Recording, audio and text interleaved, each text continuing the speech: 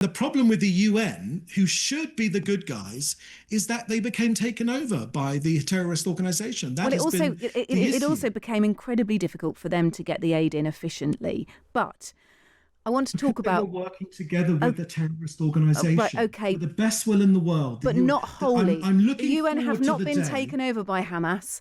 They have not been... Yes, they have. Well, that's the point. Hang on. The problem. Hang on. The UN in Gaza were wholly taken over. The biggest UN body in Gaza, which was UNRWA, has wholly been infiltrated by a terrorist organization. Now, more reaction to or from Israel to the ceasefire deal. It's set to be approved by the government, as I've said, imminently. We can speak to the Israeli government spokesperson, David Mencer. David, good evening to you. Hello there, how are you? Very well, thank you very much. Look, it is an historic day today. Everyone is incredibly hopeful, and I don't want to say joyous because that feels a little too soon, but today is hugely significant.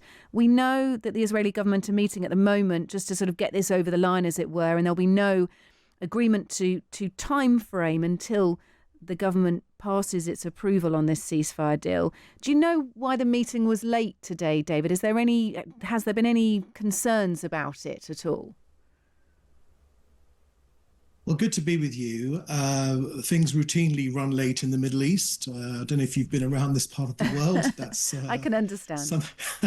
Something which happens around here. And of course, these are very momentous and significant times for this country. You know, we suffered the worst day of Jew killing since the Second World War, since the Holocaust.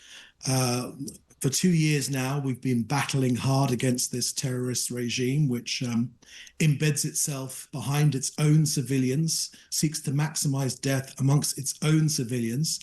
And now, thank God, we've got to a situation where the objectives which the Prime Minister set really on day one of this war, of getting all of our hostages home, of making sure that Hamas is disarmed, defeated, eradicated, Gaza, I think, yes, was the word. And look, whilst we're offering plaudits, we need to recognise that Israel has had to make concessions. I think that is to be applauded as much as the initial aims of Netanyahu being met, in your words and not mine. So let's just talk about that, because that is one of the sticking points here, particularly for the Israeli finance minister, Bezalel Smotrich, for example. He can't accept this. He wants Hamas to be completely destroyed after the return of the hostages from Gaza. Will Netanyahu have to listen? How much of a part does Smotrich have to play in this? Or has Israel moved on? I think only in totalitarian regimes around the world do you get unanimity. Do you get everyone around the table agreeing? We are a extremely vibrant democracy. We have many views around the table. Let's be frank. We know that part of this deal, yes, of course, we get all of our 48 hostages, 20 of them still alive. We get them home, and I can't begin to tell you the joy that is in every single household in this country. The 9 or 10 million people living here. It's huge joy and anticipation that our people that were stolen for no other reason than them being Jews and Israelis, although not all of them are Jews, are coming home. But in return, we will be making the release of convicted murderers. These are tough decisions for any politician to make, for any member of the public to agree to.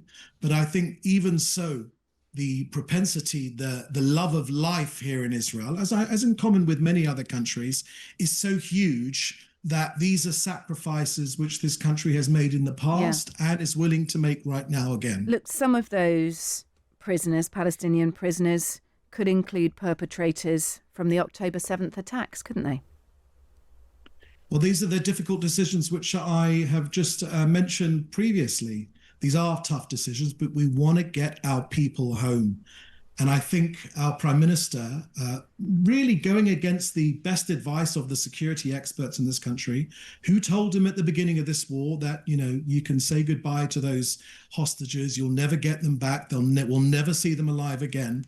Of the 255 that were taken, 207 have already been brought home, 148 of them alive.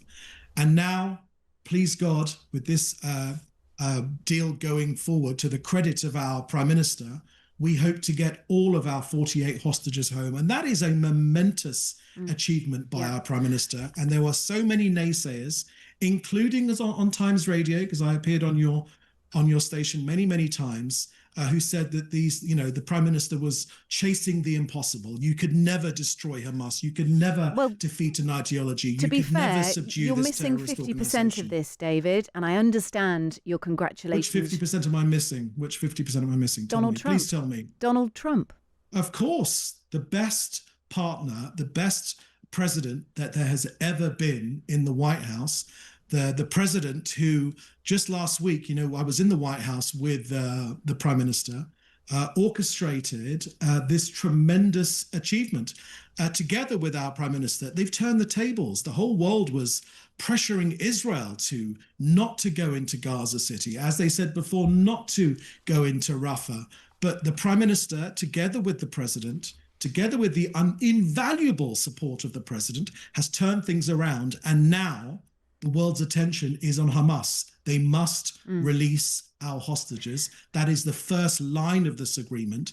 And with those hostages being released, we hope that peace can come back to this region. Yeah, and we hope that aid can also flood into Gaza as well. And that is one of the immediate things on the agenda, is the first phase of this ceasefire plan. Can we talk about that aid then? Yeah, please do, because you're going to be opening up crossings, aren't you, to allow this aid in, which is great news, urgent news. Well, of course, the facts on the matter of aid are very, very important, because there's been 1 million tons of aid, 2 million tons of aid. That's a ton of aid per person in Gaza. It is Hamas, unfortunately, which sought to starve their own people. We were getting the aid in, Hamas were stealing it. And it is, of course, welcome that more and more aid will go in to feed ordinary Gazans. And I would remind your listeners just to think of another country that feeds its enemy, the enemy it's fighting. We did that, but with Hamas out of the way, then the aid can flow better to people. Look, I'm just going to point out, and we only deal with facts on this show, that some of that aid was UN backed. Facts are very important. Yeah, go on. What's your fact you want to share with me? But you must allow me to reply when you give me these facts. A lot of the time, you British journalists, what you do is you throw in these facts and then you go to the next question. Unfortunately, the facts are very often incorrect. But please go ahead. Because you've just presented. I'm not here for a tit for tat. This is a historic day. I'm not here for tit for tat. For tit for tat. But yes, what you're saying is true, but we must also recognise some of that aid is UN-backed aid, and some of that aid has been provided by countries other than Israel. I think that is fair. Of course. In fact, all of the aid has come from other countries other than Israel.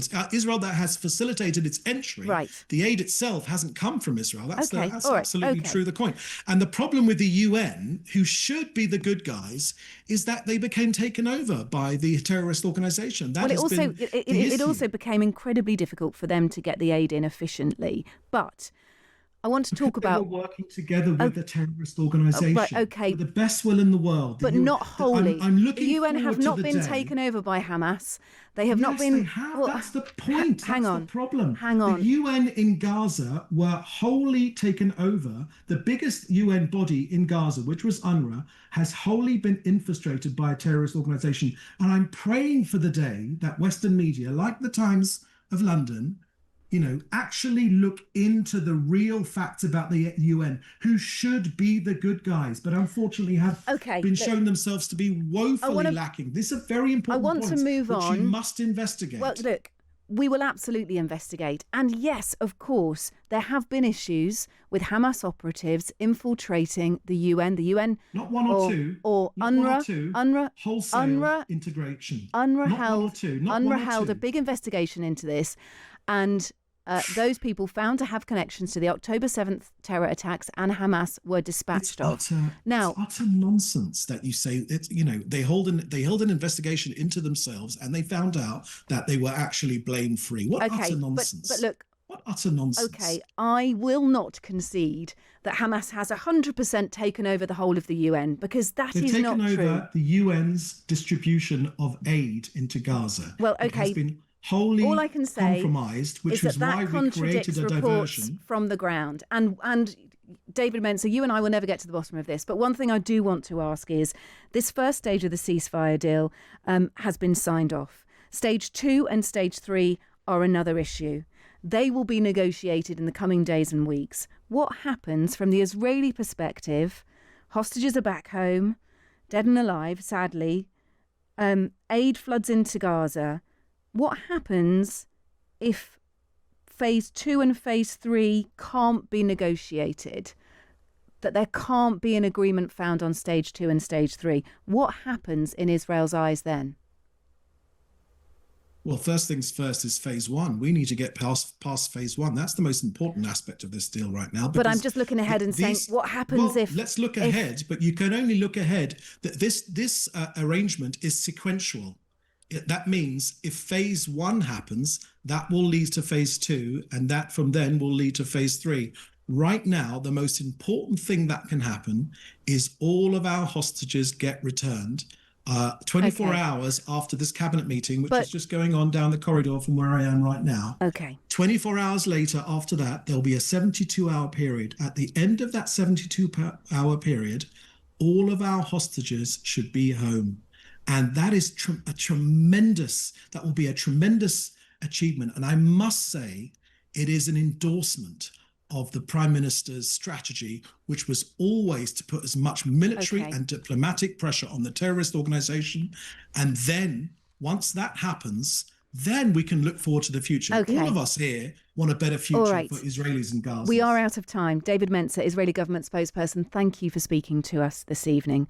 Huge congratulations there from David Mencer towards the Israeli Prime Minister. He recognises the role of Donald Trump. We can't come to an agreement about how much the UN has been infiltrated by Hamas, but that is probably a conversation for another day.